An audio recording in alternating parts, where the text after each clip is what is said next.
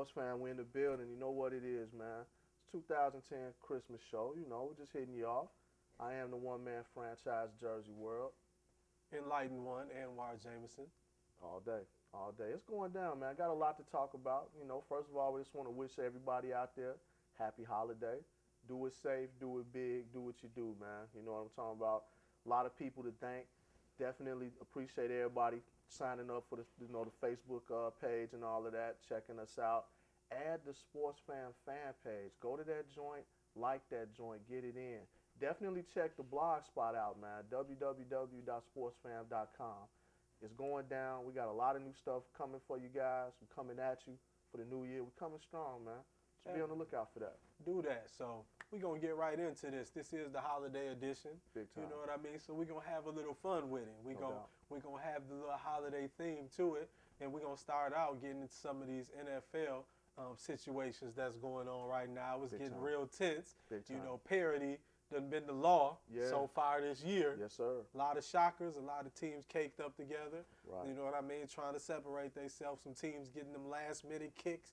So first we're going to talk about those contenders. Who do you see maybe kind of pulling away and establishing themselves as a front runner right about now? Well, I mean, really right now you got to like New England. You got to like what they're doing in the AFC. You got to like Atlanta. They do actually face the Saints to close the year out on one of those games. We're getting down to like the last final game, so it's going to be critical, man. Teams are in position to write their own ticket. Atlanta looks good, you know, as far as showing on themselves on the end to get that home field advantage. New England, they get home field, they're going to be tough to beat.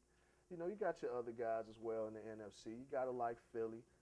I've liked Philly all year. As long as number 7's there, they're going to have a chance to do it. Definitely like the Chicago Bears, man. It really depends on which team shows up. As of late, last 6 games, they've been playing, you know, some pretty good football.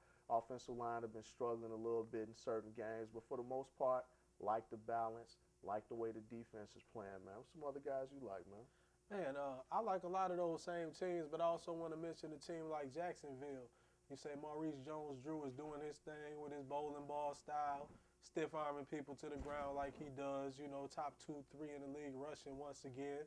And David Garrard, a lot of people say he's inconsistent, but when he's on, you know, and he has that leadership quality that tends to get them wins when they need it the most.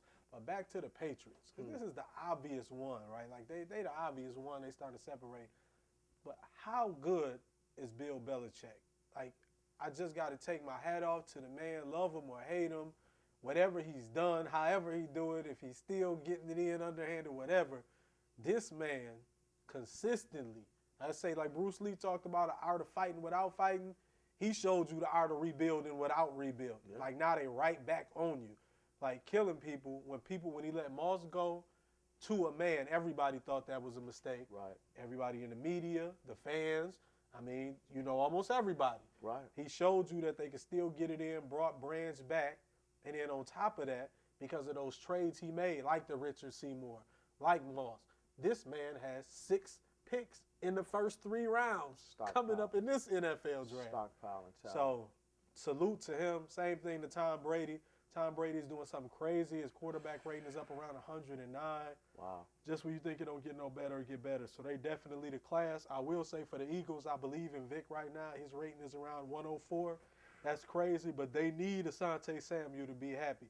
To be happy. They need him to be healthy. Yeah. If he healthy, he gonna be happy. They'll be happy if he's healthy. Exactly. If he's healthy, that's the key. To me, he almost like the Vic of that defense. Big time. You know what I mean? Because he come with those big plays, you know. Big time. But what about these teams that can play the Scrooge, you know, who not necessarily a contender, but they looking to drop the coal in somebody's stocking and ruin their whole season? Well, I tell you a team that's already done that, and I'm glad they did that, the Detroit Lions, man. They definitely threw a monkey wrench in Green Bay's plans to make the playoffs, possibly even win a division with a last, game against Chicago in Lambeau.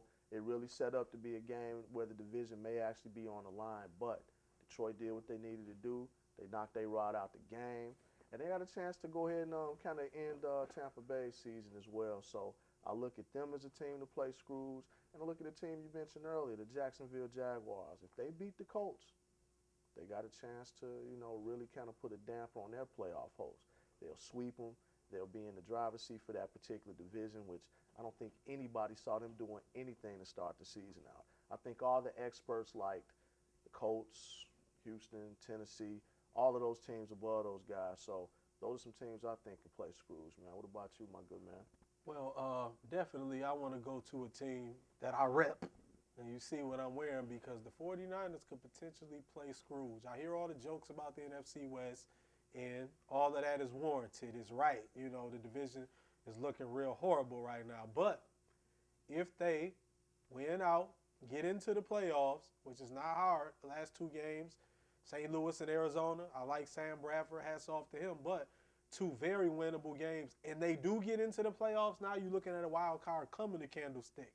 Singletary and Alex Smith have not been the answer, have not been a good combination, but if you look at both of their home records, they both have winning home records. You know, most of their problems come on the road and some other things. So one of those teams like maybe the Giants, whoever ends up as a wild card, they may be crying, talking about the rule afterwards, like why do we have to go out there and get our season ruined if the Niners could sneak in, though. No So doubt. that's still an if. Big time, big time. A couple of teams we didn't mention as far as the contenders in the AFC, Pittsburgh and Baltimore. Yeah, you got to like those guys just because of the DNA, the blueprint that they come with. They run the ball. They have the ability to run the ball. They got the ability to play stout defense. So got to like those guys as well. They may be, you know, one of those teams may actually put a damper on New England's championship run. But that's what we got for Scrooges, man. You know, hey, big ups to Detroit. As far as teams that Santa Claus won't visit this year, Not be visiting. I don't think Santa's going to go to Green Bay, and I don't think Santa's going to go to Minnesota. And you know I'm absolutely loving that.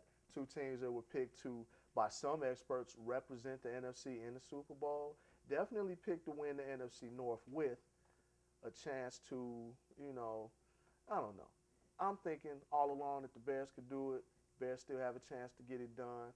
By the time this thing is over with, the Bears could be repping the NFC in the Super Bowl. So stay tuned. We'll see what happens. And also, speaking of people who Santa will not be visiting, he will not be visiting the Cincinnati Bengals. Oh, no. What happened? What happened? Who in the world could imagine T.O. going there, Wow. having one of the best seasons of his career? He may go to the Pro Bowl Yeah. this year, and now it's the reverse. It's not the Dallas situation where they getting wins and his numbers are down. His numbers off the chart. They terrible. But Carson Palmer, I don't know what happened to you. You need to change the scenery maybe or something. He'll get another chance somewhere, but not enough attention is paid to that dude. Yeah. He's been playing horrible, really, for some years now. Wow. If you take his whole career, 10, 11 years, he had about 3, 4 good years in there, really. Like, he been getting one of them Vinny Testaverde passes, and it's about time, really, somebody pulled a rug out from under him. I think this is going to be his last year in Cincy. Wow. I mean, very well could be. Not to pile on to, you know, other teams who kind of self-destructed. Don't think Santa's going to visit Dallas this year. You know, a lot of people thought they'd be the team, you know, to really represent the NFC. Didn't get it done. Now you got to really see what's going to happen with that organization, man. But look, we're going to wrap this session up. Just want to shout out my man, the sports critic, who's really been holding Sportzfam down, no question about it. You can check him out on Tuesday nights with your boy. We co-host the joint. We get it in. Sportzfam being repped. Adam on Facebook, Drew Patton. You know what I'm talking about. Check the Blog Talk Radio joint out. Tuesday nights with me.